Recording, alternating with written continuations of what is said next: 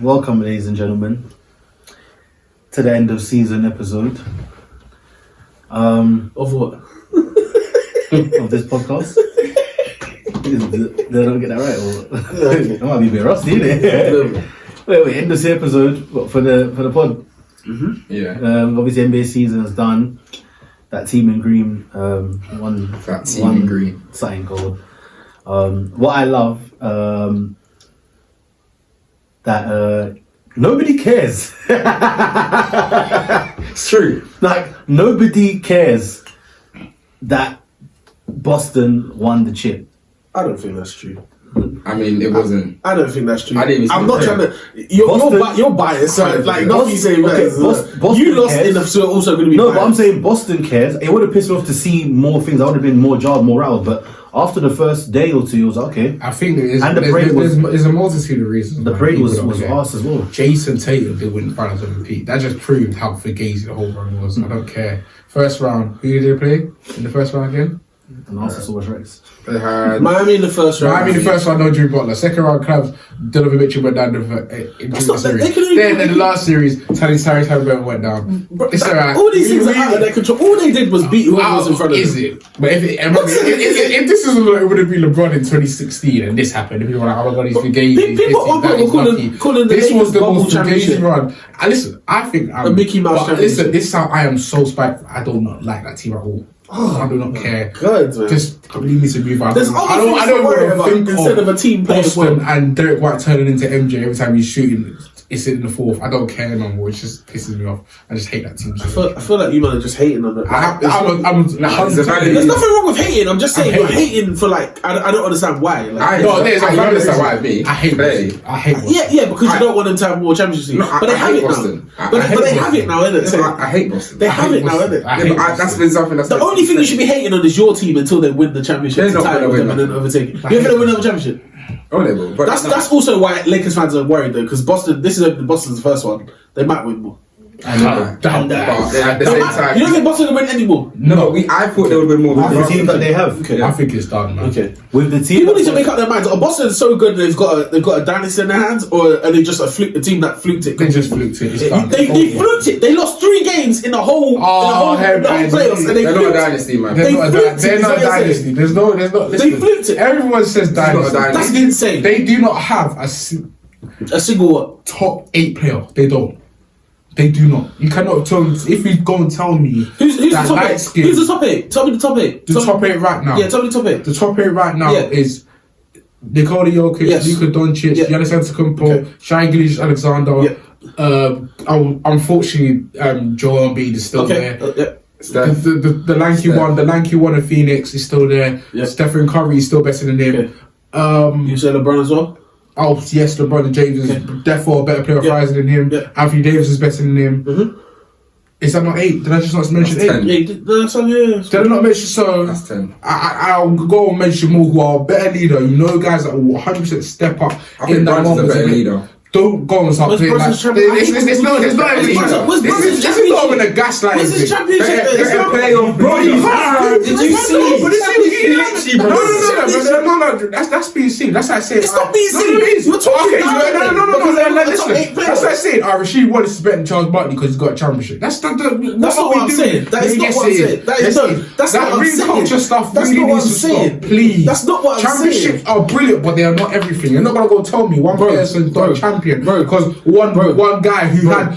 I've not seen a player who from start to finish, so from year 1 to year 7, have the most perfect scenario ever. Like in every single year, he came in, he had an all-star already next to him. Every single year he got Kyrie, then he got this, then he got that. Every single year he's had things handed on a platter for him. There are not many other guys in his age came through and around that same time in the 2015, 2016, 2017 draft that didn't ever they had to go through adversity. They had to go through losing seasons. They had to go and acquire more draft picks, hoping that guy that's coming through after him steps up. He didn't have that.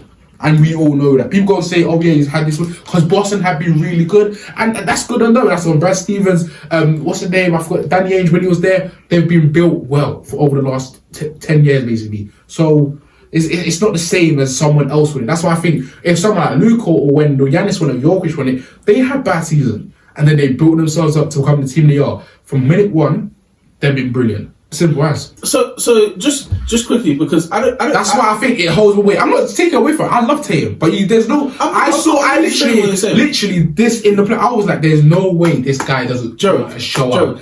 He was and the people would say, oh yeah, he was passing the ball. This guy had like 2 less shots, averaging 2 less shots than Luka. Gerald, throughout the first 5 games. Gerald. Is this about the Boston Celtics? About Jason? No, this is about promoting everything. You went to go and say, all right, cool. Who's the top 8? I went to go. I could go. I could go and name 12, maybe. Cool. Like it's like that's what I'm saying. Gerald, that's why you went to go. Just before you guys were saying, is it a dynasty? I don't think it's a dynasty because they will get found out. Joe, I think everything you said has supported the fact that they could be a dynasty because they don't rely on having a single top 8 player or top 12 player, as you said. They play as a team. And what have they done? They've decided to bring Let me finish, please. They decided to bring every single element. They've decided to bring every single element back of this team that allowed them to lose 3 games. Yeah. In the playoffs, they won 80 games regular season and playoffs combined. Yeah. That's correct, right? Okay. So you're telling me that it's not because they have great players; it's because they play well as a team. And as you said correctly, correct me if I'm wrong. Sorry, you said credit to Danny Ainge and credit to Brad Stevens putting a great team. So you're telling me they have a great organization, yeah? They have well organized coaches that allows them to put and puts the players in. Let me finish. And puts the players in great positions to then succeed. And then also, you're telling me as well, you don't have a single player in that team that's a top 12 player. So no, I was saying Tatum's top 12. Okay. So they have a single top 10 player. Therefore, they're not playing out of ego or anything. They're not playing hero ball. They're playing team basketball. But for some reason, you're now saying all of these things combined doesn't let you think they could be a dynasty. No. Let me land. Just listen to me.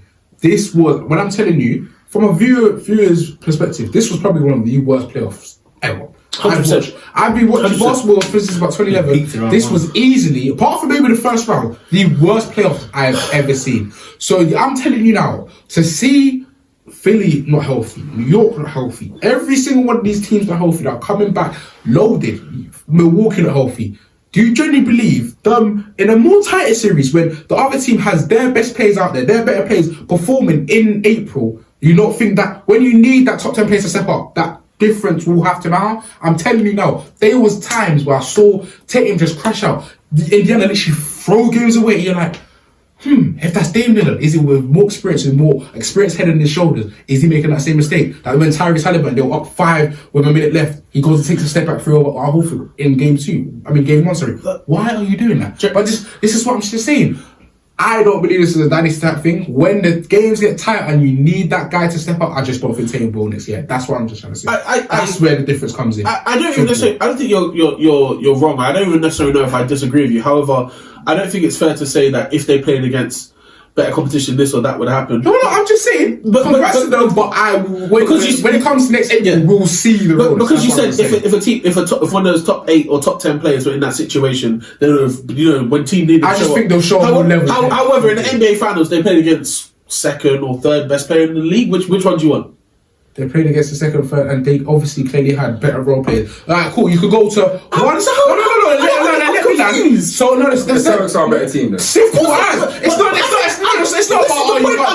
It's not about you can't have your cake and eat it. I'm gonna have my cake and eat it. They clearly, after Luka, you can say Tatum, then Brown, then Kyrie. How after that? Who's the next one? They're all. So is that not the case with every team in the league? Would that not be the case? Because you're telling me if it's New York, there's going to be a mix and match between in that series, no? New York now, yeah. Yes. Okay. That's what I'm saying. Okay. You're saying who else? Hey, come on, let's not do this. Philly. Come, let's not do this, man. You're telling me in Philly's not the same thing. Come on, man. I just need to make it clear. Boston are the best built team in the league. No, you can say that until listen. So that's the thing that everyone's saying about them is going to be the case near enough in 90% of matchups they play in throughout the whole NBA season. There's probably 4, maybe 5 teams max that it wouldn't be the case. Denver. Hold on. No, in Denver, after the top two, their next 3-4 players are better than the best 3-4. You see, telling me why I spent AG. Hold on. Yes. There's two arguments here. Something I would say is there's two things to the Boston Celtics right now. Could they win another chip with this current team? 100%. 100%. They could. 100%. Could they? And the other questions are: could there be a dynasty? I don't believe that they're strong enough to be a dynasty. Wasn't it G's win 3 in a row or 3 in like 4 years, 5 years? I think three and 4 years, or you need to be dominant, and at least to be three finals. You guys got class 2 as a dynasty. 2? No.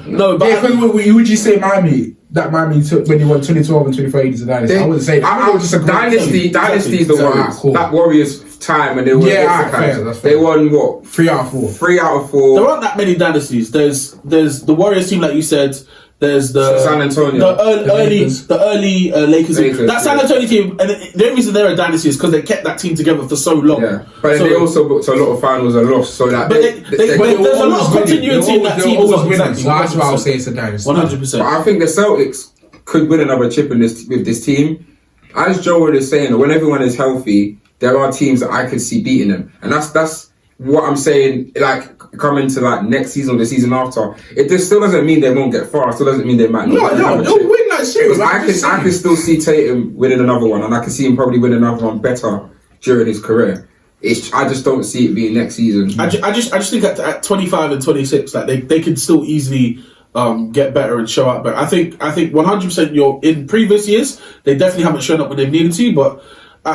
They've done what was after them this year. Like at the end, the only thing they could have done better this year in the playoffs than that where people wouldn't be able to say anything is if they didn't lose a single game. Yeah, even then, that people then hammer down the fact like what Cap said, they can only play what's in front of them. There's nothing you can do about that. It's not their fault. Donovan Mitchell went down. It's not their fault. All these guys went There's down. also an interesting point, just that you've just said that in the past they've like flopped, right?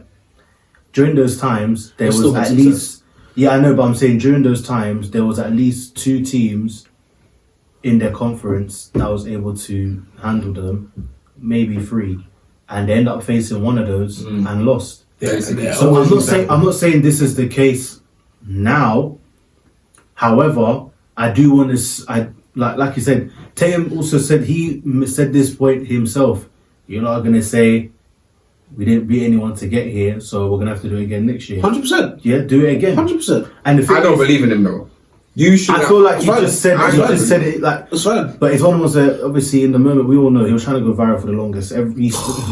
Jalen Brown won finals, NBA finals. We know the nasty work he was trying to do on social media. Okay, that's fine. It's, understandable. Yeah. Hey, Richard, Carry on. Because the way people are reaching with that, it's embarrassing. You're hating on a 25-year-old, you know. Yes. Okay. So he's barely born. He's barely born in the 90s, and this is what you're spending time doing. Hating on a guy who just won his first championship because he said a few things and took a few pictures. Don't even drink. Yep. It is what it is. It doesn't matter. Boston clearly couldn't have done anything to like I said, to get people's respect. It's fine. The thing is, one thing I will say, I don't know if this necessarily falls down to Boston, but this is in their fault because the game that they lost, for majority of the game, the game that Boston lost. Yeah, no, Boston didn't lose. No, I'm saying the series that Indiana lost is that for all those games they were always leading. They had 90% that they was there. Like they were choking. They threw it away like 3 times. Literally, they threw it away. And that's not Boston's fault. Yeah, sure. Because number one, first of all, Boston's defense is really good. We can't skip past that. You saw it. Yeah. You saw it.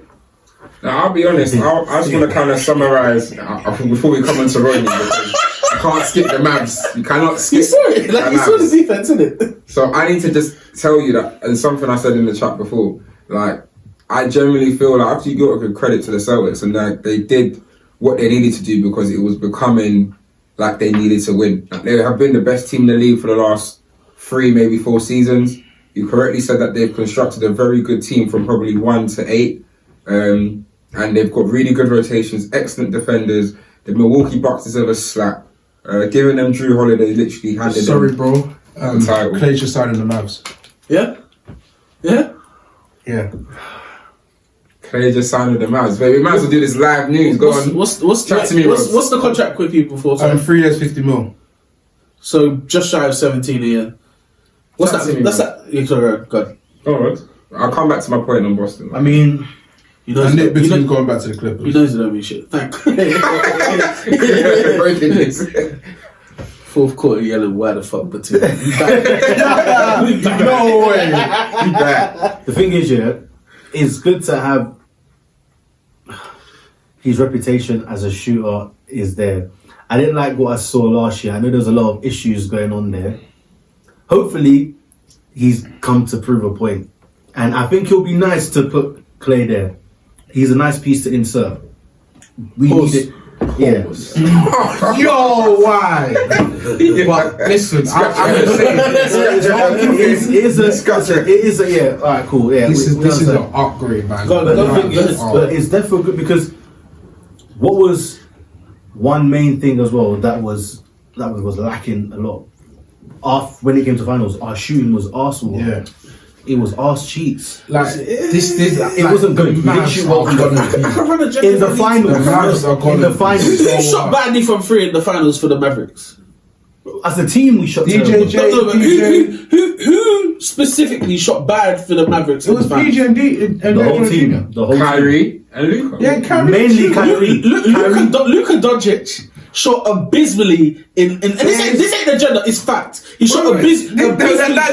Wait, It's fact. Wait, no, Cam. Let's not do that. He averaged 30 points per game. Bro, I didn't ask about his numbers. I said about his you shooting. can't. That sounds silly though. That sounds Why does it sound silly? Because you're pointing his shooting from. Instead of No. He was kicking it out to PJ, and he was. It wasn't even rimming in and out. That was just boom. You heard that from North London. There's no point of even talking about him talk. So wait, if you're telling me if Luka shot 50% for 3 in that series, they win the series. Is that what you're trying to say? Yes, because the amount of threes he shot, 100%. Context matters. If PJ Washington is going 1 for 4 from 3, Alright, so if and Luka's taking 10 threes a game. If Steph Curry hit 50% of his threes in the 2019 finals against the Raptors, they come back and win. Is that what you're trying to say? Basketball does not work. I know, but I see a way. Just the only thing is because Thank you, Rocky. Okay, game 1, no, because game 1 the lead that we lost by the demeanor with it was okay. But when we go, Alright, guys, sorry to cut you off. Do you want me to just run through his 3 points percentages? Because Luka's 100%. please. NBA Finals. So game 1, where he had 30 points, 10 rebounds, 1 assist. That's great. He had 33% from the 3-point. Shooting how many shots? He took 4 for 12. Okay. Game 2. 4 for 12. Yeah. Okay, That's 33%. 33.3. Yep. Game 2, he had 32, 11, 11, 4 steals. Yep. He took 4 for 9 from 3. He shot 44. That was his. I think that was the most efficient 3-point shooting. That was. Yeah, Karen. Game 3, he had 27, 6 and 6. He shot 1 for 7 from 3, which was 14%. I believe that's the date today, right? 1-7? It's the 1st of July today, isn't it? 1st of July. Okay, thank you very much. Okay. Game 4, Okay. he had 29, 5 and 5 with 3 steals. Great numbers. He shot 0 from 8 from 3. Really? Really? And game 5, he had 28 in the game where they won by 50. 28, 12 and 5. He had 2 for 9 from 3, which was 22%. Overall, in the series, 24.4%, but field goal percentage was 42.2. I'm gonna get PJ Washington because I don't think he shot that bad, but I could be wrong. But that doesn't make sense. You just said really in the game they won by 50. You did have a plus 30 in that game. They literally won by 50 in that game. Yeah. Like I'm not like just there's a weird emphasis on this. For me, just like just in you average 29. Because we're talking about them adding 3-point shooting. That's what we're talking about. Game 2, yes, and 50%, right? 50%. Game 2, he was 50% from 3. He was 44.4. Basically, game 2. But game 3, 14.3. It's 1 for 7. 1 for 7. There's no way you're gonna go. Yeah, 11 for 27. There's no way. Listen, that's just, in my head. That's a how do you call it? A very like a weird way of looking at Arsenal to say the reason why the man's lost is because Luka didn't. I didn't say that's why they lost. That's definitely not what I said. That's definitely not what I said. That's what you just said. That's not what I said. I said DJJ couldn't do much off the dribble. As a Bulls fan who watched DJ for 3 years, I was like, is he actually going to keep it up? I saw it in the front of the I was like, they're actually respecting his jumper. I was like, is he actually going to keep it up? And he kept it up. PJ, I respected his jumper more. I was kind of disappointed in the reason why he couldn't keep up. There's other factors. They just didn't have enough offensive help. They've gone to get that offensive help. Quentin Grimes, Klay Thompson, these are things that will help his team go back to and I genuinely believe they can. So, looking that much into the fact, I just don't see it. They were clearly overpowered. The other team was clearly the better team. You just leave it at that. There's no way you're just going to zone Luke and say, you're the reason they win. Come on, man. Like, there's no point in trying to tear down players. Like, they're clearly that good, in my head. The thing is, is just that there were some things that I saw that caused it. Like you say, Boston, in majority in some of the games, they didn't shoot that well either. But what kept them in their game is the defense. However, when it came to the Mavs, is like maybe the first possession, great defense, don't get the rebound, and they score again. But our defense did also let us down. Yeah. And the thing is, there was some responsibility that Luka had to take defensively because they were constantly attacking him for help defense to happen, and then boom. Because the thing about I think the Boston's offense is like the thing that's so great about it. Obviously, you guys say there's no say maybe tier one player, but every single one of them you have to guard. Like even some of them, I even say watching Milwaukee for the last couple of years and seeing sometimes when Chris Middleton's out, Drew Holiday be that second option, but having him as your third or fourth is scary. Like then you're swinging out to him, and the thing is maybe off the catch he might not just go. He knows how to make a play off the dribble. Maybe if it's a spin move, you know how great Drew is bodying guys and then finishing at the rim. They have so many an assortment of weapons. Like it's just like you're like, wait, we have to guard him. It's really hard to guard. So even seeing like Luka did well. I watched in the first series, he actually defended well, especially in the Minnesota series. He defended well, but he couldn't maybe do that against Boston because everyone is maybe a 15, 16 point per game scorer, if that makes sense. Drew Holiday, Derek White. So it's harder to hide, if that makes sense. So he had to go into the same coverage, or sometimes he was on Jaylen Brown. Sometimes he'll miss, but I think there was one clutch in like game 3. I think one jumper he made over Luka, and it was like, if that was maybe, I don't know, in the last series, Jaden McDaniels, he's not hitting that, but Jaylen Brown is because it's an all-star. So that's just the margins, isn't it, basically. But I think next year, I think they'll be better. It's the same, but I think they'll be better. Same as Minnesota. These teams are young, man. We have to, but like with Boston, them bringing back everyone, like they've got chemistry. You know, they work well together, and they was dominant last year in the regular season, and what was given in front of them in the postseason, they dealt with. You know what I mean? So, you know, credit to what they did. If they build off this now, it can be an issue because obviously this will happen, and Porzingis wasn't really healthy. That's always going to be a question. I think that'll be a constant, to be honest. That's always a constant. Because the way they were describing that injury, it sounded kind of scary. I thought it was like a nerve. I thought it was Achilles. I thought it was what KD had. He had surgery. I thought it was like a nerve damage. It worse as well. Yeah, he's had surgery and he wanted the ring, man. He ain't coming back till for like I don't know how long. I think he should just like rest until he's. They said he's going to miss the start of the season. Right? Yeah. I think it's going to be more than that. I think he's not going to play this year. So 2024. With Boston is like they've still got enough. Obviously, the replacement Porzingis, I don't know what they're going to do there, but there's not much they have to do, but just continue to build. Offense just size. I think they got. It's really not going to make a difference to them. But to be fair, I think their front line's kind of small. They're a very short team, apart from Cornet. Like, that's what I'm saying. So if our whole foot goes down, and you're thrusting the blue corner into the starting lineup, like, that's when you start to build up. I feel like they're going to be around in the last few days of free agency and just get another sort of big in it. Yeah, there'll be someone that you didn't even realise wasn't playing ball anymore as well. I was surprised he didn't go for Andre Drummond, but that's like I said, a good pickup for Philly. I was surprised he didn't go for him. Man. I think just to kind of round up this segment, that's the topic I was actually saying before you broke the news about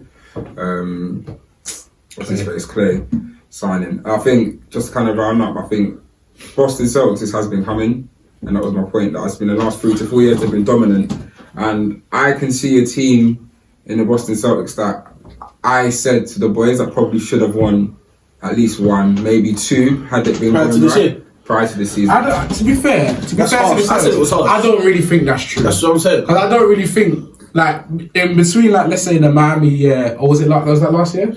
When they lost to Miami in Game 7. Yeah, last year. When Tate rolled his ankle like the first it was always like them teams were literally neck and neck. The Warriors had one of the greatest point guards ever, top 10 player ever, probably.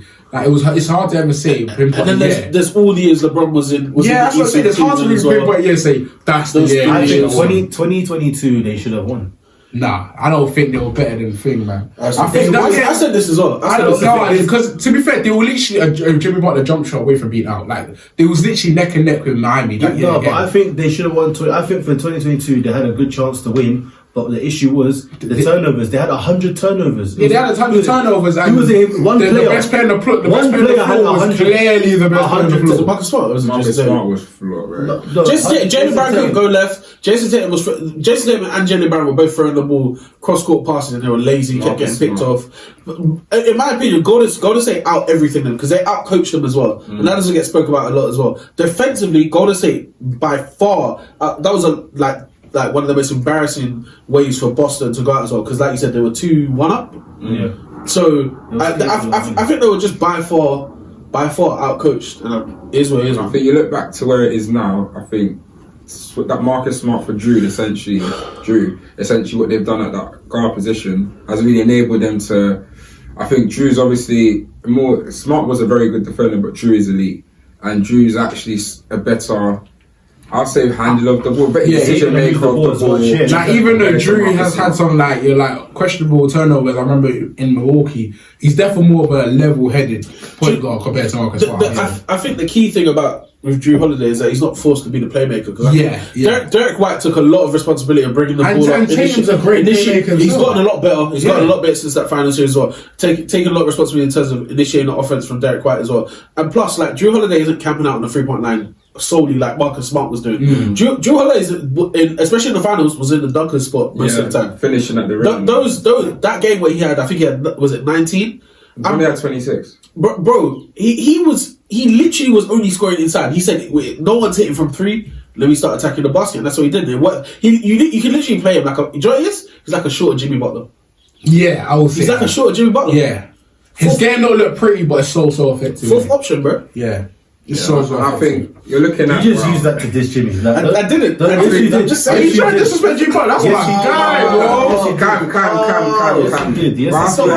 bro. You cannot move to the next topic without addressing the elephant in the room. Rodney, what happened, bro? What's the elephant in the room? His team. His team. They just lost to a better team. They'll be back. I'm just looking at a tweet right here. No. It said Mavs off season so far out Tim Hardaway Jr., who's basically unplayable. Yep. Derrick Jones Jr., who I love, but was an inconsistent shooter. Yep. And Josh Green, who's a solid player.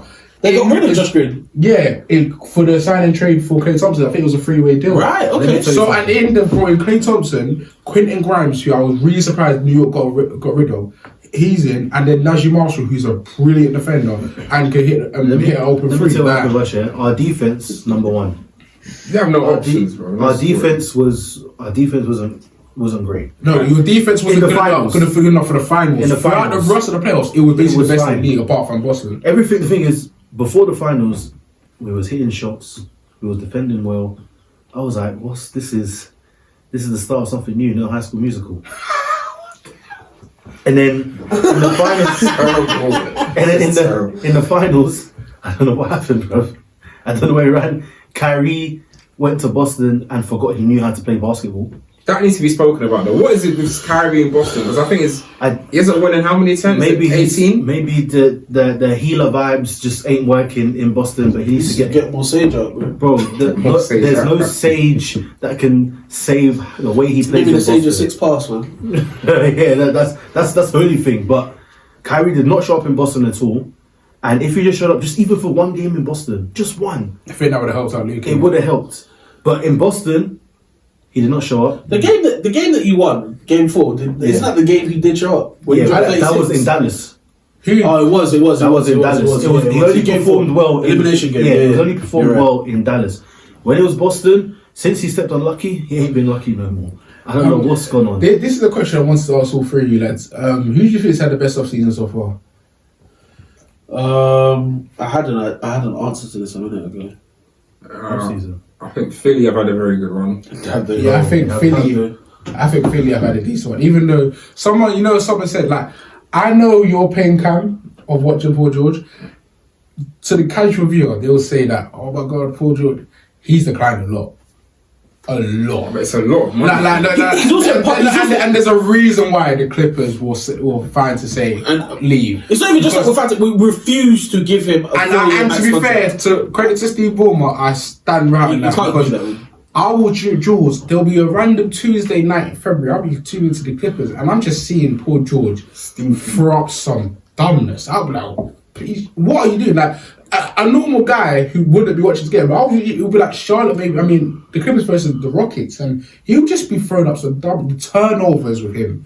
I was just like, what are you doing? His defense is declined. It's nowhere near what you know, he publicly said he's not trying to play defense anymore. Like, he said Paul George. Paul George. When he said that in his podcast? He was talking about how difficult it is to be a two-way player in the league, and he said even himself, like, he's looking for a situation where he isn't lent on in that kind of way. And the thing, and you think he's not going to be leading to lean on defense in Philly? Like, come on, that's crazy. That's why I just don't understand. I understand. That's crazy to say. I understand why some people, like some Clippers fans, are like, we're good, that sort of thing. Because I'm done with it, bro. Like, sometimes the leadership he shows at times, maybe even the podcast, he talks a little bit too much. I think the Clippers, I don't know if what they do next, but I think they'll be alright. Rebuild. Retool. Because we've got still a top 10 player. We don't have our picks till 26. So start 27 season, which will be Kawhi's last year of that contract. I think Kawhi might either his last year or the first year without Kawhi. I don't want none of those guys around the team no more. Yeah.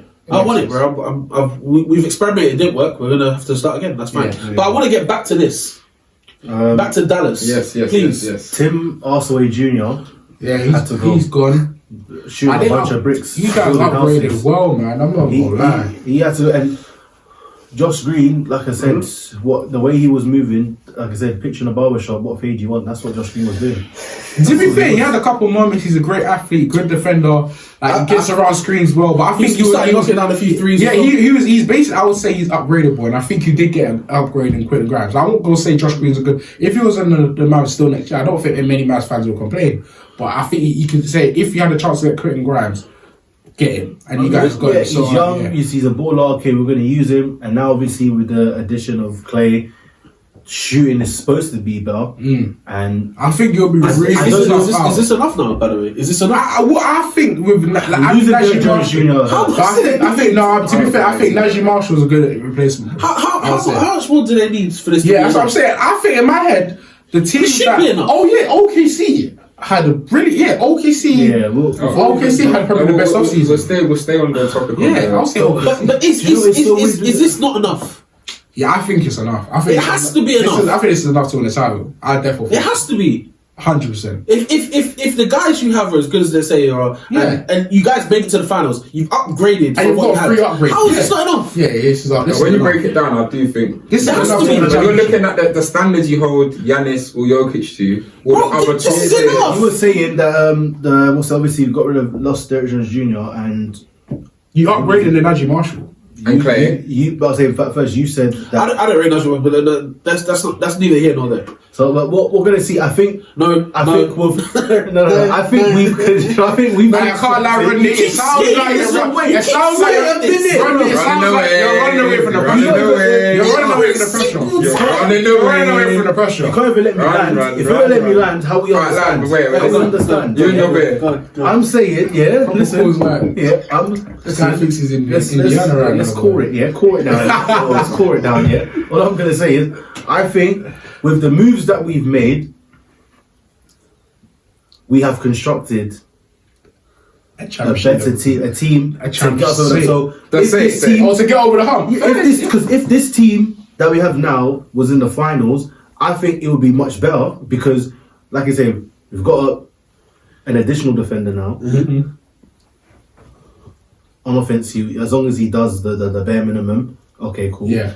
We've now got a shooter who is one of the best. Greatest ever. He's one of the best greatest shooters in Probably second best shooter of all time. Yeah, history. That's fair to say. And I'm not saying his defense is as elite as before, but is enough. Yeah, is enough to. Yeah. I think you can see about that with Karen. Yeah, I mean we're gonna see, but I feel like point to prove Clay has to. Point to prove. That's what I say. He's definitely what chipping. He has to do. So I think this year, with the team that we have, and when I know we're gonna make a few more moves.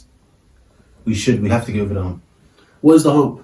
We got to win the chip. The expectation of the championship. Of course, we can't. If you get to the finals and then get we three can't. pickups like that, We can't just come off fine. going to the finals and then next year saying we have to. We're gonna. No, we have to. We have to win. it. So you we have to win it. But like I'm just making because I agree with that. Just because I've been saying that Dallas have continued to upgrade their team. Near enough every year that Luke This is a serious upgrade, and I think you have to give them not credit. every year in the league. What year did they? They've had Dwight until 2022 or till like literally the start of the season. Dwight Powell was their starting centre. Dwight Powell is a 6'7". He can't even jump. Yeah. That is not a starting level centre. He's a knob. The thing is, their loyal team has been around for a long time. I get that, but let's not go on lie and say that they've upgraded. There you have for a long. Spencer Dinwiddie was the second option at one point. Let's be real now. But I don't think it's fair to say they haven't just because I In the understand. last 18 months since Kyrie's been there, more than that. they have. When they went and got Porzingis, they decided to start upgrading the team. Yes or no? And what did Porzingis do? That's not why I asked you. That's not. No, Listen, you can't. And then what happened after that? Their next big off-season acquisition was Chris Wood. Like, what are we doing? That was their decision when they decided to. They said he went after Porzingis and he clearly fell because he clearly bailed out on him. He even just said in a podcast last year there was times that he could have stepped on the floor, but he was safe, trying to save energy for himself and not risk it. How many players even go out and say that on JJ Redick's podcast? I mean, the thing is, they had a team like even the team where, even for, like I say, the year before Brunson left. Then the year after that, they upgraded a bit and they got to Western Conference final.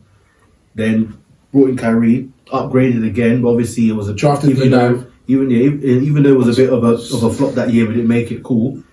Then made moves this year, got to the finals. So there has been some sort of upgrade because West Coast finals, now you're in the finals. There's been. They've been getting better because the team has been performing better. That's what I'm saying. The team's getting better now. We that's it. We got to go for it. That's it. We have to have it. We have to. That's fine. Did you expect to lose in the fashion that you lost in? Because not at all. Because I remember saying to you after game 1 or 2 that this is all about effort, and I truly believe that just because between Luka flailing around and trying to foul bait and yelling all the time, and if we're being honest, in a regular season game we probably would have got a tech for yelling at the referees, but because it's the finals they didn't want to bring that into it, and then also you had like you said, Kyrie wasn't sharp in certain parts of the game, but it always did feel like Boston were just wired in a different way. Like if you look at the way Boston mentality-wise were approaching the series, compared to the way that you guys did, when you came into it after 2-3 games, I was like, I don't even understand how it's gotten this bad. Bro, I said it. We watched it on our live. Yeah. So we said it in our live, and I said it in the first half. Yeah. I said it at half time. Game one, I was like, they've won the series because what I had seen in those first 24. You looked defeated, and I couldn't believe it. Done. And I know obviously a lot of the Celtics team had been here 2 years ago when they lost to Golden State. Yeah. So obviously that does play a factor in getting this far. However, it was just like a deer in the headlights moment for you guys. Like you're getting out rebound, out hustled, out everything. And these are like not talking debate. The Celtics weren't amazingly that great. They just did what they had to do. And it was some of the basic fundamentals of just doing better. And you guys just weren't doing it. And it's like, was that fight, I didn't feel you had it. And it's not really disrespect. I don't know if you ran out of gas because this team has never gone this far. Or out of games you've played, you beat 350 and win teams to get there. So have you exerted all your energy? Have you done all you could? Have you probably shown all your cards, played your cards, and the Celtics have seen the footage and realised everything that you could bring? Is it coaching? Coaching was I don't think there was one.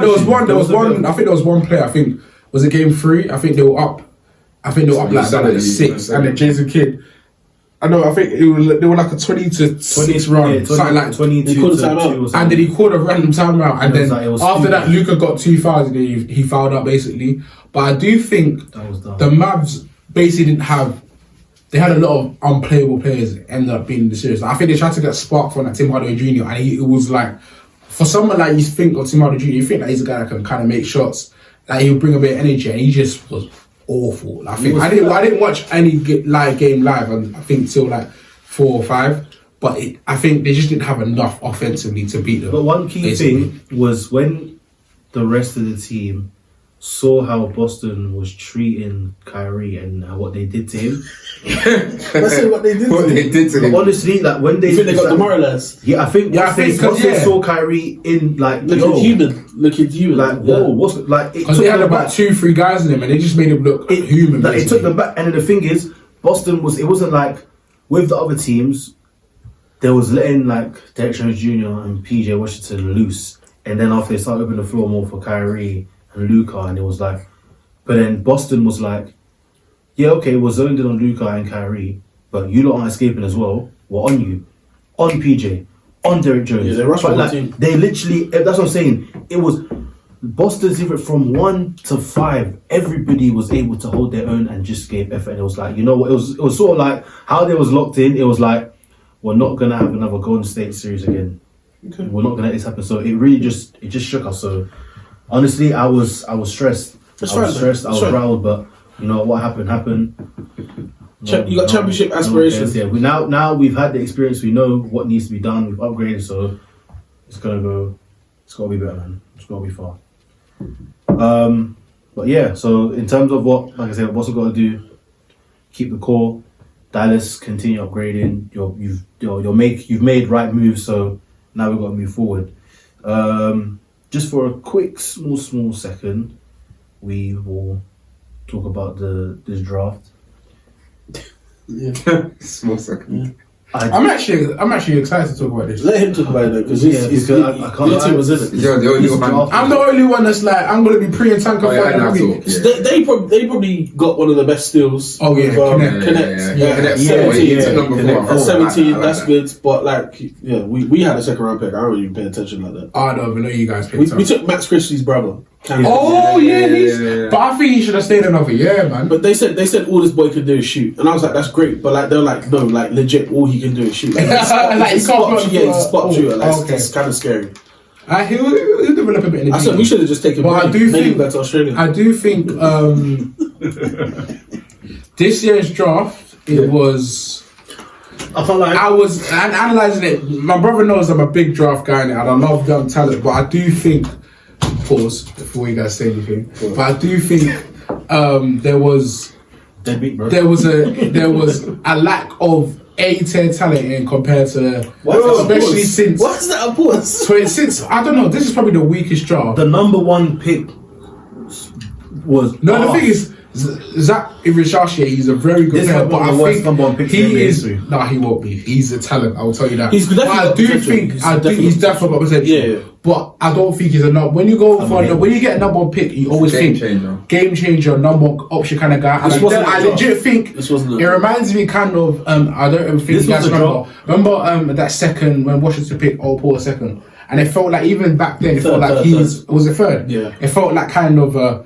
He's going to be a great role, but I still think Zach Versace, he'll be like he's probably at his best, probably like a 19 point per game kind of third option kind of guy. Yeah. But the thing is, what I do like around them, they have loads of like athletes around. They're trying to build a good defense around Trey, which is good.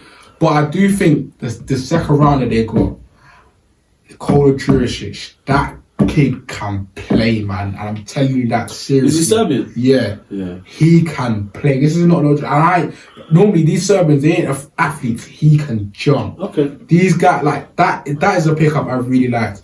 Alex Sarr, it made sense now bringing around. He should have been the number one pick. Yeah, but I don't know what happened. I don't know why he didn't really want to go to Atlanta. The thing is, he's a G League, and he was at the overtime league, and they were saying, and that was Atlanta as well. Because he literally said in his interview, he was like, "I'm not going to work out for them. I was in Atlanta for this whole time for overtime. You see me play. You know what I can do. That's why I said I'm not going to work out for them." It's not that he didn't want to draft you. He said, "If you really cared about drafting me, you would know how good I am." Yeah, and I think that's valid. I think that's so valid. I didn't know the newspapers flipped it and said he doesn't want to go. That wasn't the case. It's not that he didn't want to go there. He literally said, "I was at OT, like you said, in Atlanta the whole time. You definitely see me play. Why am I coming to work out? You see me." I was there for time. Clue. I'm like, this was the draft of Super Role players, man. That's what it was. But to be fair, I do think Alex Starr has like he reminds me a bit of Jaren Jackson Jr. but can put the ball on the floor a bit more. That's what I'll say. Which makes a very, very, very good player. That's not a bad call. Like that's the way he can move his feet.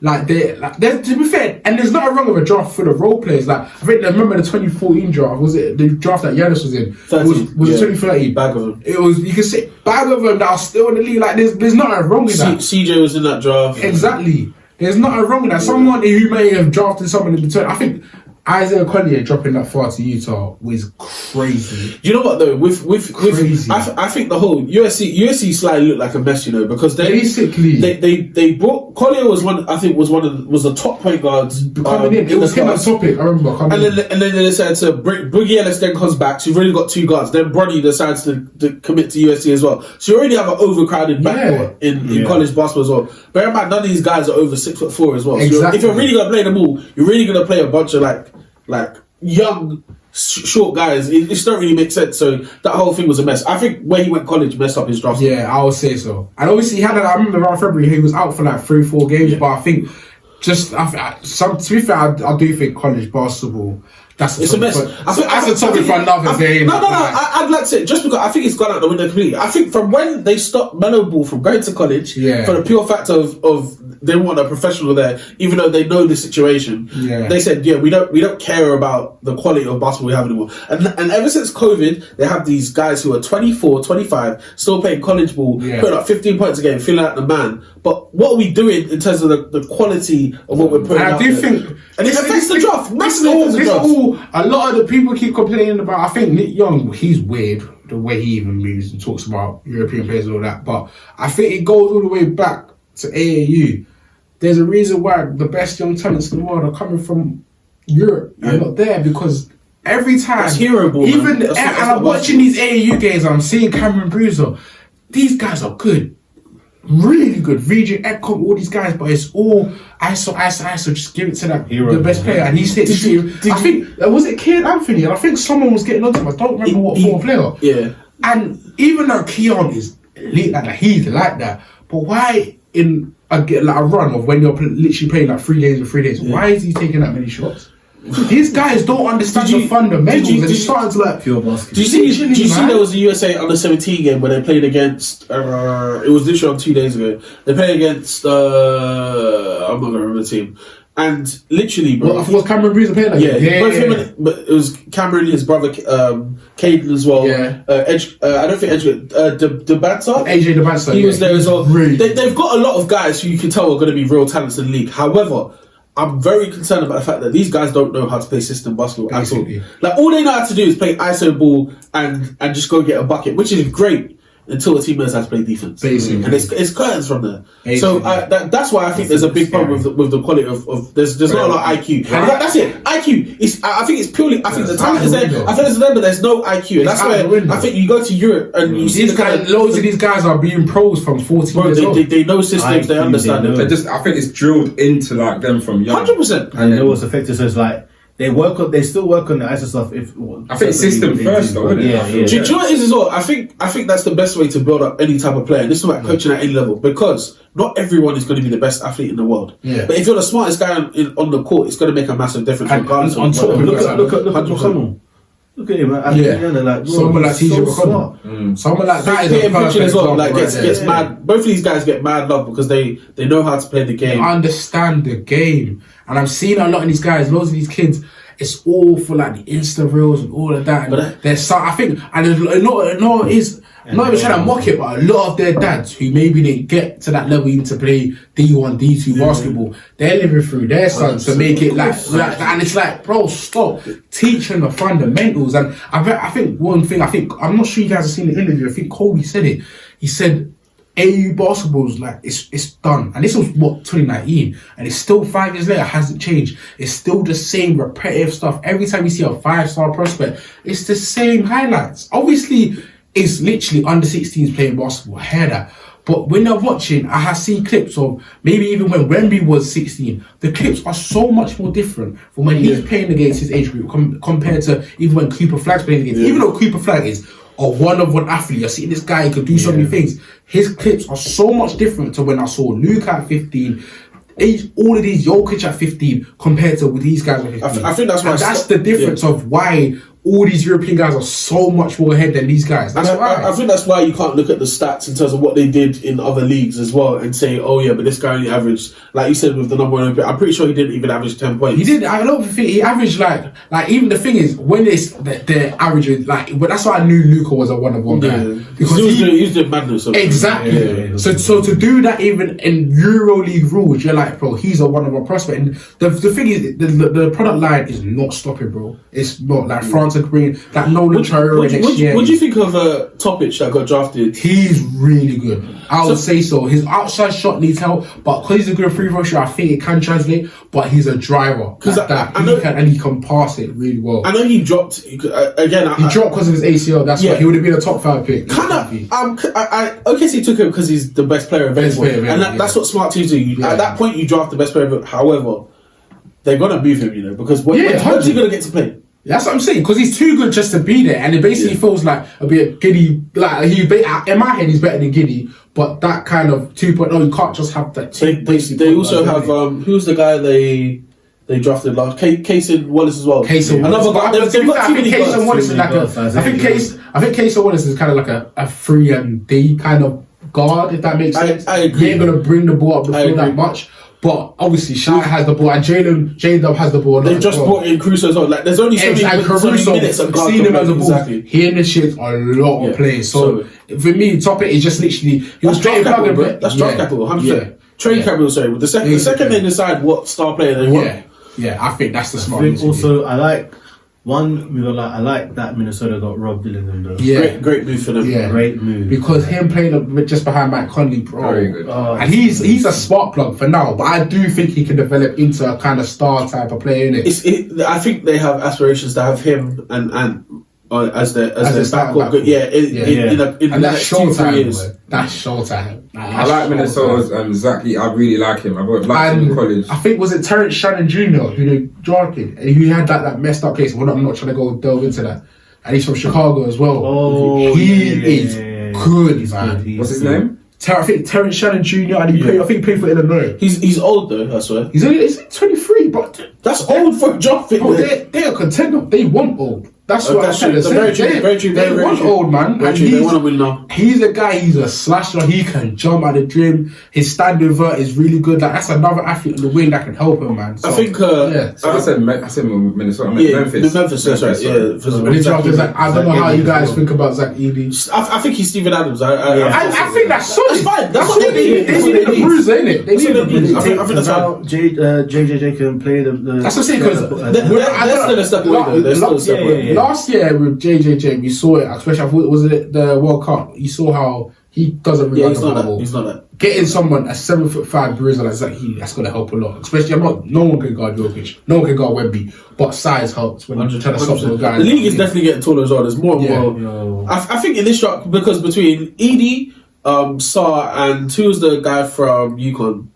Donovan Clinton. Yes, like there's more emphasis on size. 100%. There, it's definitely. And I think someone, I don't know who it is, needs to go look at Rob Will because they got Clinton, they got Ayton. Rob Will is another great. He can do so many things for us. I was saying passing. Is he that good passing? Bro, he's had triple doubles passing. He is a great out of the pocket. He can swing it. I don't think I've seen a single Portland game this year. No, like I'm saying when he was at Boston, he was doing that. Like he knows how to do the ball when he gets comes out. I was more focused that his defense is the reason why, in my opinion, he had so much value in Boston. Yeah, that's what I'm saying. So I don't know. A team needs a center. I don't know. Clippers might need someone. I would love to. Like he's there. Would you ever take us to an Ian? Because it just moves us further away from where we're eventually going to be. Because then we're going to be tied that. Because bro, after this contract, he's going to want more money, and he's playing worse than he's ever than he was when he was in Phoenix, and Phoenix were doing well. Yeah. So I just think you can't keep rewarding bad play. Last player, San Antonio took the right guy. That's all I want to say. San Antonio by getting Stephen Castle, they took the right guy. I don't think that was that was the right pick. Who should they have taken? Because I don't. To be fair, I do think if Topic didn't get hurt, they would have. 100%. But he was. I don't the way Stefan Castle's agent was talking about, like, he's a point guard, I'm not sure. He's a two. He's a two. I think he's an elite swing man. Yeah, he's a two. I don't think he's a pure point guard. And he'd be a really big point guard as well. Because Like, it's not really, well, I see loads of big point guards like LaMelo. I'm still not a all massive these fan guys. of it though, because I think those guys are just pretending they're not. Like Cade is a 2 or a 3. Cade should not be a point guard. man. Cade is a 2 or a 3. Cade's a great initiator. Cade is a natural scorer, bro. he's- Like you see it in this game as well. He's a natural He's scorer. an initiator. I would say I'm not so. saying that that's a part of his game, but you can see that he's a scorer though. Like He should Which is be. fair, I would say so. I think he's a 2 because it's like he's a natural scorer, he's a 2. but he can initiate. He had to learn to be a player. So you're trying to say, like, if Detroit started to go a bit through Marcus Sasser as well, starting alongside him, they'll be better. I felt like if there was a good enough point guard available this year, I think they would have definitely taken one. And because I don't think you need to, like, moving Cade to the 2 doesn't stop him being their best player. You know what I'm saying? Like, it's not gonna take touch away from him. He might even get more opportunities to score or more opportunities to shine a bit more because he's off ball now, so he can kind of he can work on his off ball getting open. He can also get loads and loads of different. I'm sorry to interrupt, Karen, but I do think Detroit again just made another dumb mistake. Yeah, 100%. Like, even though Ronald's a good player, why are they taking another non-shooter when you already have Saul Thompson? But who would have taken? I think that's You go go for best shooter available there, bro. Who's the best shooter available? She was going for the draft and now. Connect is the next best. But Well, bro, he's to be fair, you can't do that. You Would can't you go do that. taking 5? It's going to be a top 5 pick. No, he's not. That's what I'm saying. I Well, think in my it's head, smart they moving should- to trade down and try and get an asset to come into their team. That's it. Like, you're thinking That's what a GM that's what a needs to do. GM would do Yeah. in my head. They're Because a mess. They're a mess. That's what I'm saying, man. They're a mess. To round up this, I guess We got to quickly discuss. the elephant in the room. Yeah, Bronny. Going Oh, yeah. This is one of the best stories I've ever seen. Obviously, the story is bigger than the And draft. one thing like that, it really is annoying me though. With Bronny, loads of people trying to say that, oh yeah, he's like NBA talent. This guy was literally, I think he was a 4-star prospect. Yep. Went McDonald's All American, balled out alongside all his players. If he didn't have a heart attack last year, he would have balled out USC. But that literally messed up all his rhythm going into the draft. Even if he didn't, I think USC would have messed him up just because they didn't know how to use him correctly. Okay. They really misused him, so you didn't really see, because before he went there, you saw how they was using him as a point guard because he knows to make the right play, has high IQ, he knows how to read the game, so it worked well like that way, is that he wasn't selfish, that he could create his own shot and make shots. They had like good 4 shooter, points great It defender. was a mess. I was saying, but it was a mess there. It was a mess, and it was just like, okay, we're gonna restrict him and everything. So I think USC was always gonna mess him up. He should have gone somewhere else, but obviously what happened. Boom, boom, boom. So now we're gonna see how he's gonna move in the NBA. I think he's going to be. He's gonna be good. I think he'll be alright. He would show in the G League a bit, but I do think he would end up being just on the back end of the team come end of the season because he was really good. He's not the same thing with his dad. He's going to play some NBA games. Not the way people think though, but like not the way people think. I agree with Joe. I agree. He's going to be spending a lot of time in the G League. Yeah. And it's not. I think he'll be coming up and down. It's not because he's not good, not even necessarily good enough. Because I think there's things I he think he needs does. to play basketball. 100%. This is exactly what I was saying. I don't think he's played enough ball throughout the last year. And I think he's great, putting all these workouts in with her dad and but at the end of the day, you need to get used to the competition. So he's gonna be in the G League a lot, gonna be developing a lot, but like Rich Paul made sure he's gonna get a 4-year deal, just like all first round picks basically, which I don't know how much money it's gonna be. But he's gonna get a 4-year deal, he's gonna have time to develop as an NBA player, which is perfectly fine. And I can't imagine a better situation for him. The guy's never left Southern California since he got there. Since LeBron's gone to the Lakers, he's only lived in LA. Yeah. Oh yeah, so that's why he went USC. Now that makes sense. Bro, he didn't want to leave home. Why would you? Why would you want to leave? Also, like I can't imagine growing up in your like formative years, 15, 16, 17 in LA, and now going to like Kentucky or something like that. Yeah. That's a culture shock. That's crazy. I personally believe that it was always going to happen. I think there was because also at the 55th pick here, people are saying it's nepotism. The guy is good enough. He's good enough to get drafted. That's what. Fair enough.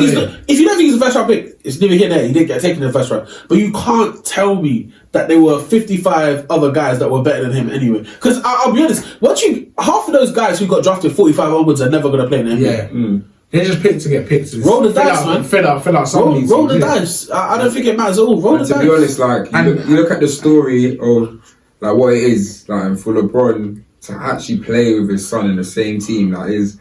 I don't think I've seen in any sport a dad playing with his son in the same team in any sport. And I was literally trying to look for even tennis doubles. It's happened in baseball. Baseball. Yeah, with Ken Griffey and Ken Griffey Senior and Junior. That's the only time. It's the same team they played. Yeah, so that's probably it. When we talking? I think there was one time. I think 90s. I think. I think 2000. Remember Isaac Johnson used to play for Chelsea. Yeah, I think he played with his dad. But again, what you're talking about is completely different though, because LeBron is arguing. I think LeBron's a GOAT in it. Yeah, You've never seen a player who's regarded as the greatest, one of the greatest of the time. One player with his son, but two still be good enough in the league, as you said, to be a top 8 player. Yeah, you've never seen that. And you're good enough that you're still. I think I saw the stat since Bronny got born, LeBron has averaged like 27 points, like on average. Like, and I'm like, how? How is that even possible? I think Bronny was born in LeBron's second year in the league. Yeah. LeBron's career average is 27-7. Like he's just it's an amazing story, and obviously it goes to show, just to finally finalize this point. Obviously, like he put in the work outside of LeBron is the GOAT, arguably the GOAT, and he's put in enough work like within his game personally to be heralded as the greatest of all time in his sport. And he's done enough to make his son get to the NBA whilst he's still playing. Facts. What was MJ doing? Mad. What was MJ doing? That's mad, bro. Like you are talented enough to be on the court that good, and off the court you're still getting your son where he needs to be. You correctly said it about MJ. MJ's son was all whack. One of them was smashing one of his old teammates' wives. Yeah, that's the one that was whack. There's another one that I don't think we've heard of again, to be honest. Yeah, but not everyone. All those illegitimate children he probably has as well. Still selling them. He's got one good son. Who? Andy Edwards. Don't give him the credit for that, man. So we're going to see the great role players in this draft. Hopefully, someone kind of shocks the NBA world. But onto the big news, onto the good stuff, free agency and the trades. There's a lot that's been happening. Too much. So, and I don't even know where we're gonna begin from. Are we gonna? I think we have to begin with the big name, the biggest name. God. Who? Paul George. Paul George. Sorry, my bad. Slipped too much. Playoff P, way off P. What else you got? Way off P. Pandemic. Anyway, this 34-year-old man has somehow managed to fleece himself 212 million. Was it 4-year deal? 4 years. 4 years from the 76ers. Now, I knew this was going to happen when Embiid and Paul George were covering the finals, and the way Embiid was looking at Paul George. That was him just trying it. I don't think that was the but I think I sensed it there. To be fair, at one point I thought he was actually going to end up at Golden State. And they was prepared to offer the deal and it was going to happen, but Clippers didn't want to actually trade him there. Let's speak facts. Paul George is not on the Clippers because the Clippers didn't want him. That's exactly why he's not on the Clippers. Yeah. That is a fact only. Because how long has he been saying that he's wanted a 4-year max contract? How long have we been saying we're not going to give you a 4-year max contract? Yeah. But only today or yesterday has it been announced that he's leaving the Clippers. Yeah. Bro, it's been in our hands the whole time. We didn't want to give him that money because at the end of the day, we've had him for 5 years. We don't want him for another 4 to again not make the NBA finals, to not win an NBA championship. For what reason? It's delaying the inevitables, bro. It's okay. Paying, and it's okay. Big money. And I think we have one of the richest owners in the league, and even he don't want to pay it, bro. He's seen enough. Shout out to Philadelphia, for putting some talent around Embiid, getting rid of Tobias Harris, which I think is a tremendous move. Yeah. Shout out to Detroit, dumbasses. I think. To be fair, I actually think he helps them. No, he's a space side in terms of they're extremely young, and he is a space off a cage. That's why I'll say that's literally. Is he starting? He has to. He's paying the 26 mil. They're not paying no one else. That's not the trade, man. They got money. They literally had to pay someone. So yeah, Kane's about to get his extension as well. But I think you look at Philadelphia, and the reason they made this move is because they need to be in the conversation for the top team because they need a chance. I think that's why everyone's not getting desperate. But New York have made a lot of moves this offseason. New York are there. New York have made a lot of moves this offseason. They looked at Boston winning the championship last year. New York is there. Milwaukee are coming back once Giannis and Dame are fully. Giannis was playing last night against. And he looked good again. So is he gonna? He's playing for the Olympics. He's gonna play. He was playing for Greece last night against the Bahamas. He was playing. He was just dunking everyone as well. Dame's gonna come back from injury as well, and I think you're looking at. And they just got Delon Wright, who I like that pickup as well. Indiana, or even though they might not necessarily be contenders, however they decide to bring back Siakam. Philadelphia could not risk going into the start of this season not at least having a top 3 roster in the East. They couldn't risk it, so they made sure to do what they needed to do. Shout out to them. I think you've massively overpaid for a player who's going to show his ass to you time and time again. It might not be in the regular season, but I think I've defended Paul George for 5 years, and the truth has to be said. In the playoffs, when we beat him, especially this year, I think there was only one time he showed out, and that was 2021. When we beat Utah, right? Yeah. And we got to the conference finals. Yeah. But this year, when we needed him most, he went back. He went back to it. And I don't even think it's impossible for him to play well in the playoffs, because I saw him do it. Him and Harden both had really, really great games in game 1 and game 4. Thank you very much. When we went 1 up and we tied it 2-2. Yeah. But bro, it's not that anymore. And I don't know what it's going to be. You've brought an injury-prone player into a team that already had injury problems. Yeah, I think the role that Paul George is going to have here is going to be a very comfortable role. Yeah. Because obviously a B is going to be the go-to option. He's got Tyrese Maxey, I would say, is probably the number 1 option on the perimeter. Yeah. That's what I would say. So who's the two? Who's the number 2 option? Maxey, I probably would say. Really? Yeah. Do you think Paul George will be okay with being the 3rd option? 100%. I think he struggled last year being the 2nd option with the Clippers because Harden was so ball dominant. I think he struggled with it. I bet he better be, but I don't think Maxey's not the sort of Harden type of guard. Yes. He's more of a spark plug. If Maxey had passed the ball, it means he's scoring in 7 seconds. Like he's not wasting time. Exactly. That's why I do think the fit is better. And you've got Embiid, the vacuum. And this is a question I do want to ask all of you. Do you think this is the most talent Embiid have had around him? Hands down. No.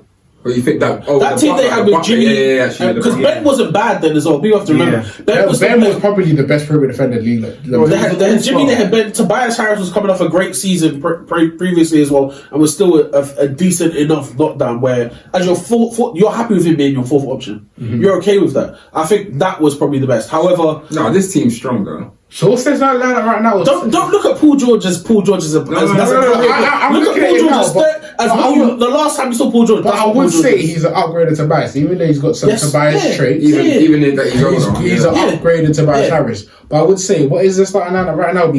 Maxey. I think Paul George is going to be playing the 3 for them. Yeah. It'll be Maxey. They let go of Melton. I thought Melton was just gone to the Warriors. Gordon, Just signed the Warriors. They might go. They got Gordon. Eric Gordon. They got Eric Gordon. Who? If they want to start another old guy, that's up to them.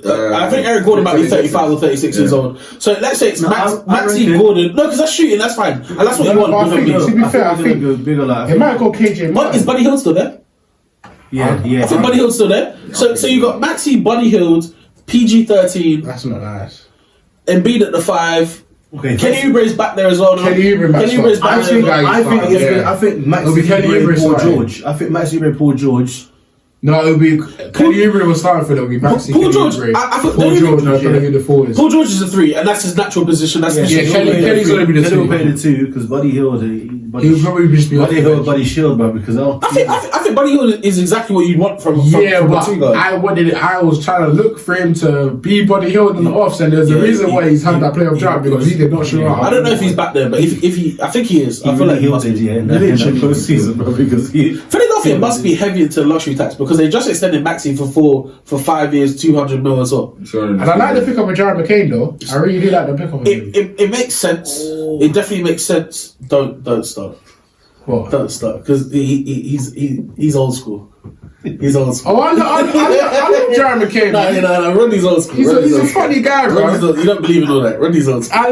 Listen. I was questioning it as well. I ain't got a problem with it, bro. I really don't. You know what I mean? Rodney's old school, man. Do your thing, but he's a great player. I watched him a bit of Duke. He's a good player. That's why you're laughing. And I don't want to delve back into the. No, but I don't want to delve back into the draft. But you guys know about the Kyle Filipowski situation? Yes, I've heard about the Mormon. Yo, and when did he get drafted to? Mormon Central, bro. Perfect. And you know what's crazy? And I didn't realise it. When I was watching lads, when I was watching the draft, I clocked it. His family wasn't around him. Yeah, is that one of the reasons why he dropped? Because she convinced him, the wicked witch of the wild Utah West convinced him to cut off his family. You got groomed. He got groomed. I'm telling you, she trained. You know, do you know about her? That far. No.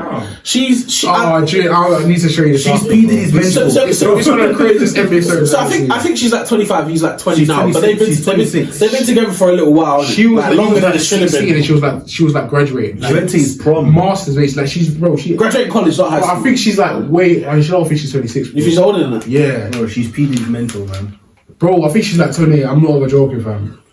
Like it's crazy. Like, the story Jules are getting. So basically, she basically allegedly convinced him to like push his family away. She did. So his family went on social media basically baited the whole situation up, saying how she's been grooming him. They've been together. Someone posted a picture of her babysitting him when he was like a kid. He wasn't like 30. Bear in mind, this guy's like 6'10", 6'11". Yeah, in the picture, like he might be like 2-3 inches taller than her. So you know he's young.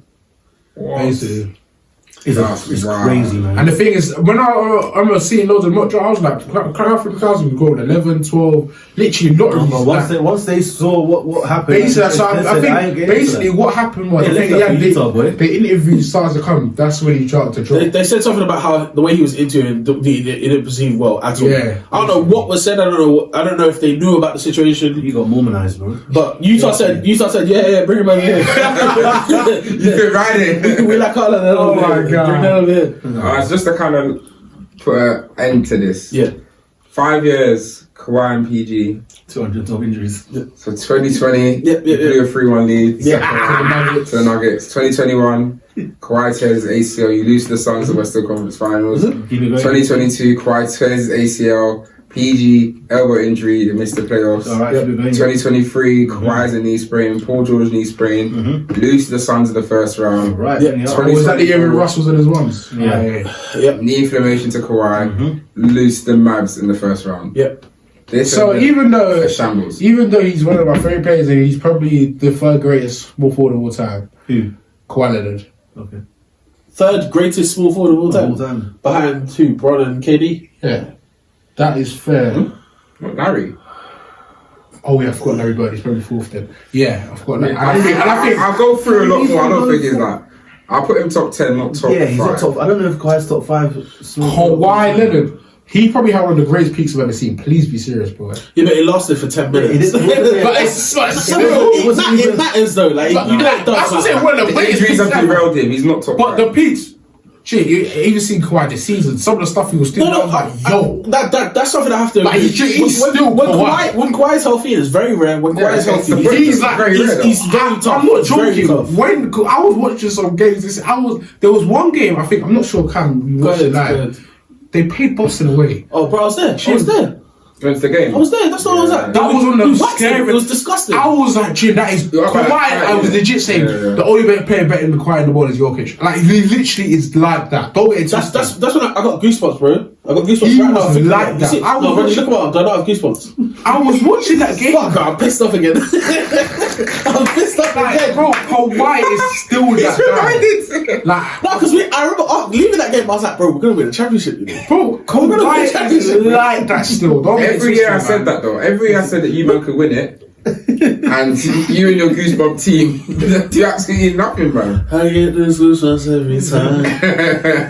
I do think with the Clippers, it's good though. It hurts. It's good that it's over. I do think you're one of those teams that because I've been watching you try for so long. You had the Lob City era, then you had the 213 era, and I really wanted you guys to just try and get over it, get over that hump. Just even to make the finals is going to be massive for you, isn't it? We've never made the finals before. That's what I'm saying. So it would have been crazy, but we're literally. How's he laughing? You laughing is crazy, bro, because you switch from team to team. Like honestly, Rodney, since I've known you since I was like 4 years old. This is the first year he hasn't been swept in ages, you know. That's crazy. So you can see it's been tough. It's been tough for me. And even this one, you got gentleman swept, bro. I forgot to wear my tux today. Bro. Do you didn't read that? Read it. I think next year. The Clippers just need to make sure. Do you know what? I don't think it matters. What pisses me off here is that every single year, whatever team is in the finals from the East or whatever team in the West is going through, the number one team you would always choose that will be the perfect team to play every single contender, you will always say is the Clippers. Every single time. They're one of the teams, like, they could have prevented a lot of championships. A lot. Woulda, coulda, shoulda, bro. Biggest what ifs. That's the thing. And it's like, I don't think it is the biggest what ifs anymore. I think it's biggest disappointment. We are only the biggest disappointment the league's ever seen. And the haul that we had to give up to get Paul George initially, and look at what Shea looks like now. You gave up a top 5. In my opinion, Shea should have won MVP this year. So we literally gave up what was the best player in the NBA this season. And to be fair, it was crazy. OKC got better. Literally, I do think because vote for the will come in, they ain't gonna vote for Jokic again. They ain't gonna vote for Giannis. He should. It'll literally be between Luka and Shai again.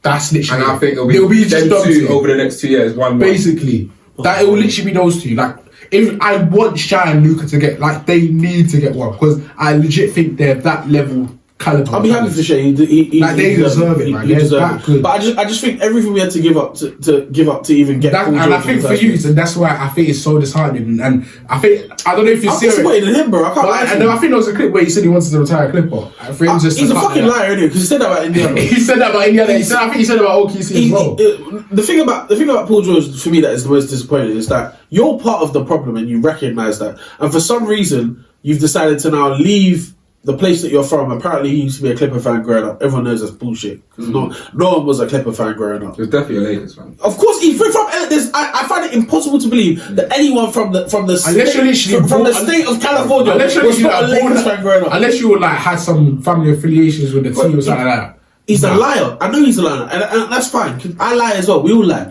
But at the end of the day, bro, you have missold us on the product we bought. Heavily. We bought a product that was a top 3 MVP vote for that year, you know. Yeah, 100%. That's what we purchased. And what did we get? Injuries. We got pandemic P, side of the backboard P, yeah? We had injured P for pretty much the whole time we've had him as well. This year was the first year I saw Paul George not miss significant amount of time. This was the first year you saw a crazy decline. This was the first year you saw a crazy decline. Do you know when I was like, I'm concerned? In the playoffs, he couldn't go past Luka. Yo, I think I know what you're talking about. He was getting into his bag and Luka sat down and stayed in front of him. I was like, I think that was it. I think I remember what couple of plays. I think it was in LA as well. I think it was game 2. Yeah, it was. But I legit think like they left Luka on the island and he couldn't do anything. Luka was holding his own. Like, I was like, I can't believe what I've just seen him. I really can't. Yo, that's crazy. I can't believe it. I couldn't believe it. That's crazy. I can't believe what I'm seeing. So we understand the stress of what Cam's going through. What was the other big pickup? Mikal Bridges to the Knicks. Yo, their defense is just the amount what they gave away that is a lot. Was it 4 first-round picks? They paid the New York tax because I promise you they only paid that because they got it from Brooklyn. Yeah. That's the only reason why they paid that much. Because one, you don't want to make anyone in your conference better. You don't want to make anyone in your division better, but you don't want to make the city across the river better as well. So that's the only reason why I don't know that much into it. The thing that New York did that was smart. They gave away their picks and not their, because they have picks from other teams around the league. They have a Dallas pick in the future. I think they might have rights to a Pistons pick in the future as well, which is going to have some value to it. They make sure to keep hold of them. So take these Knicks picks. We're going to be in the playoffs for the next 3-4 years, and they should be in the playoffs for the next 3-4 years. I've lived and I would be able to live without not having a 25th pick for the next 4 years. It's not that deep. Yeah. And the thing is, the way picks always get thrown around, it's not saying it's that hard to acquire. 100%. So, Brooklyn just needs to recoup something from all the players they've lost over the last 2 years. They just roll their defense. The Knicks. Yo. The fact that they re-signed OG as well, we have to say that. Like OG's now their highest paid player. OG's now their highest paid player. Brunson's going to get an extension this time. But the thing is, I do want to see how Julius Randle does fit into this new offense. That's the only thing I'm concerned about. I think it'll be fine. But the thing is with them, what makes New York so flexible. With Randle, they can dangle that trade asset right there. They can dangle it. They can attach something to it. They've got to go grab. I know who our player I actually think will fit so well though. Rob Williams will work though. Carnty Towns. I actually think he'll fit well there. The only concern I actually think he'll fit so well. The only concern Lowry's probably the number one guy you go for in that situation. To play what position? To play the 4. I think they need a 5. I think that's really need a 5. I think Julius Randle's going to be hitting big minutes of the 5 this year. Oh yeah, as a small ball. But to be fair, their small ball 5 with OG's being that big, like. Mikael Bridges is a strong guy, that sort of thing. They have loads of guys that can kind of loads of sprinters. When you've got Josh Hart coming on the bench, I don't think they're even looking at wings anymore. Yeah, because he's basically they've got. To be fair, he's basically he rebounds like a centre. I wish Nikola Vucevic would rebound like him. I wish. A centre. Josh Hart is like what 6'4". I wish. He plays with heart though, man. I wish. He plays with heart. I'm watching some games against the Orlando Magic. This guy is getting out rebounded by Carmen. He's not really good, man. Oh, Anthony. Yes. I mean, rebounded by I think he's 6'3". 6'3". He dunked at Tim, so he got some buddies. But hey, listen, this is like the first time in since he actually got the man all that 3 years ago. Well, I'm actually happy about the direction the balls are going in. We can talk about this quickly because I don't think there's anything to say. Yeah, okay. I'm happy. You got listen. You lost Caruso. Yeah. So when that initially you can't trade Levine because no one wants him. Nobody wants. But I do. You know what? I actually might end up at Hughes. You know. I have a weird feeling he might end up at Hughes. What do you want from him? A pack of skills. That's all I'm giving. The thing is, we would legit do that because we want to lose next year. I saw that when Golden State were trying to get rid of. I can't believe they turned that down. I'm not even joking. That's terrible. What was the other? They literally said. So we were going to take on CP's thing, wave him, and literally just take on Wiggins. They said no, we'll wave him instead. Don't worry. You know how crazy that is. But really, they don't respect Curry at all. Who is going to score other than him in that team? It's not that they're already in tax problems already. If you take on Zach LaVine's $40-something million contract, it's literally just $40 million flat. It's not going to get better though. It's not getting better, and it's not. He's a scorer that helps. If Steve Kerr, listen, I was thinking you're one of these guys that what this. If Steve Kerr is the mastermind that I think he's a. He can make that work. Yes. Listen, Levine stops low, but I'm telling you now, he's one of the most efficient scorers in the league. Okay. He is 25, 5 and 5, comfy in his sleep in that system. Don't turn that down is my practice. I'm not even joking. That is seriously insane. That's seriously insane. There's something personal going on. There has to be because they don't want Wiggins and they didn't want CP. So they said you literally said we'll take 2 players you don't want on your team, and we'll give you this guy. No, that's what I'm saying, because we're literally trying to lose, which is what the Bulls fans have wanted. We've wanted that direction. Alright, cool. We love Kobe. I love our 11 pick in Matas. Are you sure this is what you wanted though? Yeah, I want us to be as an organ, not as a fan. They didn't want it, but they had to choose this direction because we cannot be competing for paying. It's impossible. So we need to take a step back. The thing is with especially with some of these young guys coming in, Cooper Flag is like, in terms of the young players of analyzing, look, he is generally one of the scariest young players I've ever seen. And if you land on one of those guys, even Ace Bailey's that good, you will. Do you have your pick for next year? Yeah, so basically it's top 10 protected. We're going to be that bad. It will be the top 10. So we're obviously going to keep it, but you want to have that lottery luck to try and somehow snag that. That's why Brooklyn. That's why Brooklyn are doing, because this is probably one of these teams are going to be openly. He's that good, literally that good. So if we try and take a swing there, that's what I'll go with. I'm happy. Like Kobe will be averaging 25 next year. I really like Matas Porzingis. Like the one ain't gonna be there. The one ain't gonna be. That's what I'm saying. So these guys will get a chance to make mistakes. Diddy will have the ball in his hands. I'm excited for this. Like if we're gonna roll with it, we're gonna roll with it. That sort of thing. So I'm excited, man. I'm happy. We're gonna lose games. We'll lose games with a smile on our face. You know what I mean? So yeah, bro. I'm gassed. Since obviously we were talking about getting to the Bulls. Obviously, you guys lost Caruso. OKC have done a serious job. I don't know how they getting Caruso and Hartenstein as well. Bro, they give out their defense, like, I'm just saying the West is war, man. They not give out a pick to get Caruso? No. That's what, the thing is, I remember Drew Robbins, that day was ill. But my initial reaction, like, wasn't bad getting because I've always been high again. I think he's a great player and that sort of thing. But we literally have like a ton of them. We could have gotten something for them. Even a second or something. They have picks to give out. They don't even want it. They're bored. They're literally waiting for one star, probably might be Larry Markin in late July, just to give up 4 and be one thing has to be said about OKC. They don't have forever to do it though. Like, because every year that comes, they have to start using the picks. Yeah. So I'm saying it has to be by next summer. Yeah, I think they have to make the move because the second J-Dog and Chet are ready for their extensions, their money's not the same. Money's not the same. And that's when you have to start sacrificing somebody, innit? Yeah. Makes sense. They just re-signed a couple. Isaiah Joe, Aaron Wiggins, they're all great role players. I love both of them. I think great players. The way they ended the season, they got their first series win. Obviously lost to the Mavs, but number 1 seed. Shea had an MVP caliber season. There's a lot to be proud of.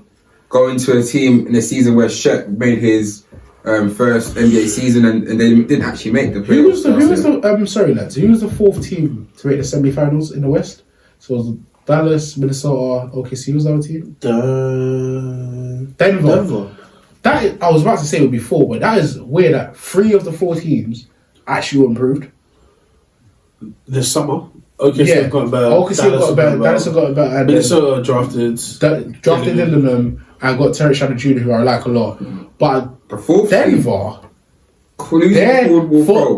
what they're doing to have the best player in the world, one of the greatest centers ever, and they're doing that, allowing players to walk just like that, is crazy. I don't understand that situation because they were saying that because they said that Denver could have offered KCP the exact same money. No, apparently they couldn't, but it was literally like formal. But you have to try and go over the tax to try and keep. Of course, you know who the owners are, innit? Concrete, Arsenal, but yeah, they got to get cheap at some point, innit? Yeah. The sad reality is that, like, and I saw it in my team, the Lakers, when we won it, the title. When you start taking key cogs and key pieces away, unfortunately, I mean, same thing with KCP was on my team.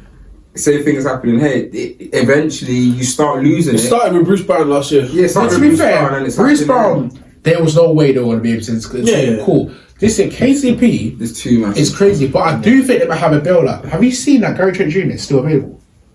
No, I didn't know that. I cannot believe he's still on the board. That could easily be a KCP cycle. I think they have money to re-sign. I don't think they have money to bring new people in. Oh, because Michael Porter Jr. is on a rookie max already. They need to extend. No, they've already extended Gerald. No. I saw that they offered a 4-year, $200 million contract, but I don't know if it's sorted, if it's properly sorted yet. Maybe I'm wrong. But then bear in mind they still got Aaron Gordon on a contract as well. They don't have money like that, so they can only re-sign players. I don't think they can have the. Jamal Murray has not accepted his contract extension. That's what I'm saying. But they're trying to offer $209 million. That's a lot. That's a max. I don't think that's enough for him. But then he's not accepted it. Bro, they're OG Anunoby. That's not a max. I just think that's not a max. Why are they being cheap? Why would you not try? Jamal Murray is one of the best playoff risers I've. Just give him what he wants. Yeah, honestly. You're not trying to have a situation where he goes. But how would you have one of the best players ever and doing this with him? They had a championship winning team play that won the chip. And like last season. They should, in my head, Denver should have won it. If they stayed together, they would cruise again. They would at least made the finals. Bruce Brown's energy was probably what was missing in Game 7. I don't know. I don't know. There was a lot of things wrong with that, but Denver's role players let them down in the playoffs this year, and I feel like Jamal Murray was basically limping, but he did enough. But still, there were definitely a few games where they lost. Where you're like looking at where Jokic and Mike, there's no more you could have asked from them. The only people that let them down was the role players. They're kind of I don't know why they're doing that. But then KCP is such a key cog in their defense. He is getting older though. He's getting older. But I didn't see anything crazy to that. That's saying, oh yeah, he's declined that much. He's good enough to lose because they haven't got anything. Like I know they tried to go for Paul George. That was never really happening. I heard Clay was the only realistic option. I think Clay was around, but I don't think that was really good. They're trying to get Westbrook now as well. I think Russ off the bench would be good for them. They're pushing for Westbrook. Like Russ off the bench would be good for them. But I do think they just need a starting 2. They get a starting 2 with Russ there, and you push Brown back to the bench, and then you're hoping maybe one of their young guys step up. Then obviously, because if you're thinking playoffs, how many players are you really playing, bro? You're playing 8 max. Do you know who I think they're gonna bring up into the starting lineup? If Julius Randle? No, Peyton Watson, man. But Peyton Watson still can't shoot, bro. Jules knows how much I love P. Watt. He cannot shoot. He can defend. Like his shot blocking rate for a guy that's 6'9" is crazy, but he cannot shoot a lick. In my head, all they need is a two guard that can shoot, and they're cool because Jokic is literally that good. Yeah. That's what all they need. Yeah. Like if you have Russ on the bench, Russ can literally even still go back into his kind of scoring bag. He can score off the bench. 100%. But they need that starting two. If they're trying to get Russ, that's calm. He can be that sixth man that can score. It's not Christian Brown, Julian Strava. Then you'll go from there. But they need, in my head, they still need a backup center and they need a two guard that to replace ACB because they still like Jokic cannot play every single minute, and then the course of DeAndre Jordan is just crazy. I agree. So, but I do like the guy they picked up though. I think it's Norman Holmes the third or something like that. So we'll see with them. Talking about guards, there's another trades that happened. DeJounte Murray to the Pelicans. Yo, Yeah. the That West is crazy because you know what's bad? I didn't flinch. It doesn't move the needle enough. But I need to see them. Zion is that's because Zion in my head Zion's basically a top 10 player, but he just never is there. I think CJ is the piece that needs to move from that team. I know they're saying how bring Brandon Ingram back. Let DeJounte Murray be the initiator of that team and move CJ for a shooter. And I promise you that team will be better, much better than they were last year. Okay.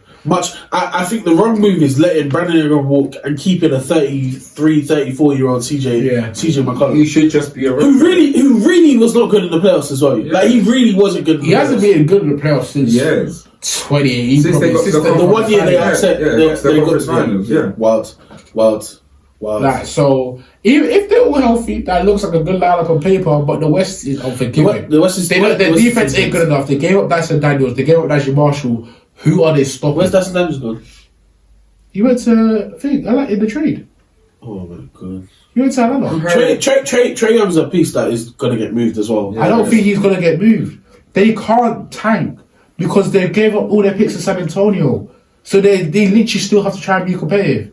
They can't. I just don't think they are. Like, That's what I'm trying to say. They can't tank. That's why they linked to Lara and all that. They can't tank. I'm being serious. And you sure that pick ain't protected though? None of this stuff to I think because remember they gave up how much to get Jota. I know. So that they can't tank. So it's not as if they're like in the same ballpark as Arsenal or Brooklyn. They can't tank. So why are they depleting their team the way they're depleting their team? No, they just get the Shanty, but their defense is going to get immaculately better. Like getting Risachier, Dyson Daniels, all these wings, that's going to help them defensively better. That you'll be hard to score on just offensively. Like then they got Jalen Johnson as well. So defensively it'll be hard to score on, but offensively they're going to struggle to score points. Yeah, that's what I'm saying. Cam, when you're done, I'm going to throw up some the players that are available in this off season, and we could just. Cause I know you said it a minute ago, Rod. So. Do you want me to start now, Cam, or are you still looking? Looking at the Jonathan Murray trade. I'm just checking what picks San Antonio have. So next year, San Antonio have. Oh no, Atlanta's pick is lottery protected for next year. Lottery protected. Yeah, I'm telling you, they're going to tank this. Trae Young is not going to be in San Antonio by the end of this season. By the end of the off season, sorry. So it's Atlanta 1 to 14 protected, which means the following year it will probably be. Top 5 protected or top 10 protected. That's a Cameron Bruiser draft. Bro, they're going to be tanking for the next 2 years. 100%. We'll see. Sorry, go ahead, Jules. Oh, just that the players that are still available right now. Yeah. Obviously, LeBron has opted out. Yeah. But apparently he's going to sign the max now. It's funny said that he's willing to take the pay cut. But it was going to be for Clay. I think the only other person who said do it for is DeRozan. Bro. Yeah, so I think Harden's re-signed, isn't it? Yeah. But yeah, so it might still be for DeRozan because I think it will be for DeRozan. So obviously, they have to trade for him. Remember, DeRozan's not a free agent. He's a free agent. He's an unrestricted free agent. Yeah. Are you serious? Yeah. He opted out, innit? Because I knew as a Bulls fan, basically I knew that. So when we resigned Patrick Williams to that 18 million a year, awful deal, by the way. It is, but Awful it's just deal. a wing that we just have to keep. Awful deal. yeah. what did we call that? Nasty work. And then when I knew it was the nail in the coffin was when we signed Jalen Smith earlier today, I was like, yeah, he's got because we have no money to pay him. And they're not going to go. You gave him what, 27 mil for 3 years? Yeah, that's basically nothing to be fair. So now going seeing that, I was like, yeah, we have no because we're not going to go over the tax for Tina, so obviously not competing. Yeah. That means Debo's gone in my head. So yeah. LeBron, obviously, we all know he's going to resign, especially with his son being drafted. DeRozan is a big one, and we just spoke about, which I do feel I can see him going to LA. He's a Lakers fan. DeRozan's still elite. Either team, though, yeah. DeRozan's still elite, bro. I know we ain't got money to get him though, so I think he could go to the Clippers. we haven't got the money for it. I don't see how it would work. I think he's going to end up taking a mid-level. The rules has made how much money his career anyway. Like, and for him to be in LA, he knows like Kawhi and all those guys. I think it would still work. The Martin, I wouldn't mind seeing if he could come on a 2 or 3 year deal. I'm okay with He's still so last good, year was on 28.6 yeah, and he's been taking a pay cut for time. Yeah, since he left Toronto, if we're being perfectly honest, he's been taking a pay cut. Like we got him in a snip basically. So the Miles Bridges is an interesting one. He's gonna end up resigning this year. Obviously, he's restricted, so he's not unrestricted. I thought he would have gone to Detroit. I really I thought they was going to. Yeah, I thought they was talking about. He said it in one of his freestyles time ago. He said if the bag ain't right in Charlotte, I'm going to Detroit. Bear in mind, this guy was a free agent or was coming up to being a free agent before he got in trouble for the domestic violence thing and had to basically miss that season. But I just think maybe he's saying that because of the loyalty kind of thing of them, like, do you know what I'm saying? But they stopped buying him, I guess. Yeah, like, that's probably the only reason. He's not going to do it for free, though. Like, yeah, of course. Regardless, he ain't going to do it for free. Obviously, you spoke about Buddy Hield. So Tyus Jones is an interesting one because of who he is and like how. If I'm Phoenix, I'm dashing everything at him. Everything you can. Yeah, because they need that point guard, man. I think it's time he takes a pay cut as well, to be honest. He chased the bag. Now Tyus Jones is a point He guard. got 14 mil last year, so. I think looking at his situation, I would be rattled, yeah, if you sign a contract with Memphis and then you get traded to Washington. You go from being on one of the up and coming teams in the league to being on a dead end team that no one cares about. Yeah. Go Phoenix and get your playoff experience, man. Big one that's actually interesting is Malik Beasley. Because we spoke about shooters and teams needing him. I say he stays. You reckon? Yeah, I think I think they can't keep letting players go, man. They have to give him some money. Because I heard they're thinking about getting rid of Lopez. Yeah. The trade to us. Yeah, the trade to Lakers.